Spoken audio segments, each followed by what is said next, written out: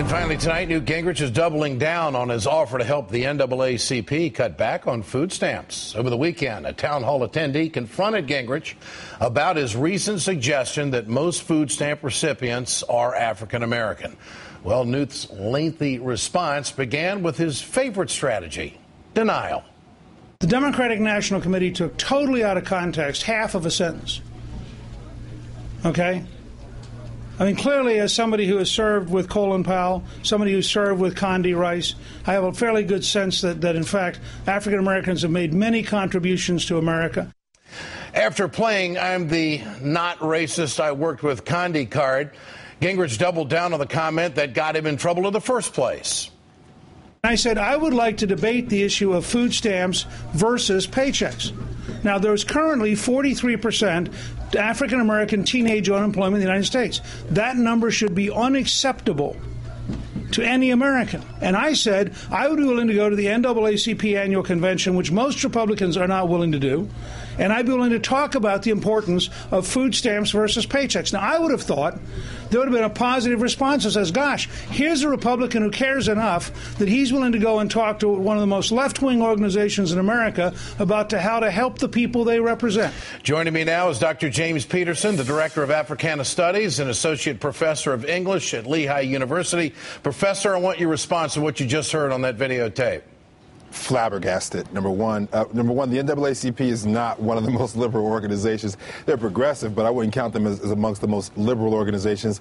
Number two, here's a memo to everyone who makes these racial faux pas.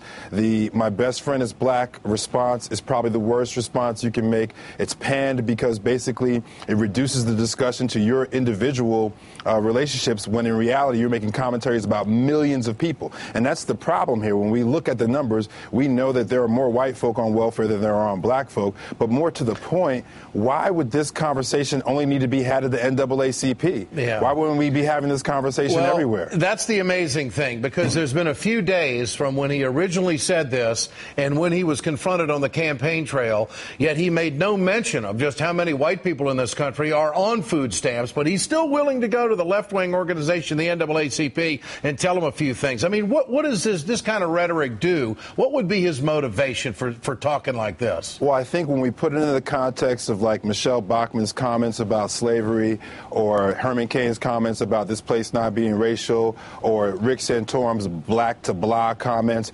within that framework, it seems clear to me that there's a problem with race on the Republican side of politics. So I feel as if this is about the ways in which some of these candidates try to pander to a right that's a little bit more racially focused than the rest of the country, and so they try to score points there, and then they have to backtrack when they get caught. I'm writing about this week. My co-author and I, David Leonard, are co-publishing a piece about race and Republican politics, and what we do is you try to catalog all of these pieces to get people to think about this in a much more comprehensive way so that we can address it more directly. Is this the dirty little secret of the Republican Party, that they just really do fundamentally struggle with race? I mean, Santorum also recently came under fire for similar rhetoric. Is this how they win over conservatives? I mean, you have to ask the question. Well, I think we see more of it in the Republican primary piece, or you see more of it in like Tea Party organization, because those public events or public sort of speaking opportunities are geared towards and pander to a very small minority within the Republican Party itself, which is actually a minority in American politics. And so, yes, there is some pandering to folk who think about race as if it's in the 1950s. And there's one other thing I want to bring up, and it's very profound, that none of these Republican candidates talk about the poor. Income disparity. I'm not talking about income disparity. I'm talking about the poor people in this country and the number of people who are living underneath the poverty level. They never talk about that. Why is that? Well, because the poor folk don't represent a voting bloc that they're willing to cater to. They don't have a lot of money. They can't afford a super PAC.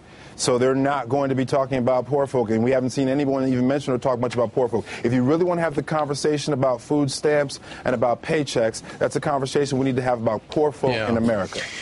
Dr. James Peterson, great to have you with us tonight. I appreciate your time.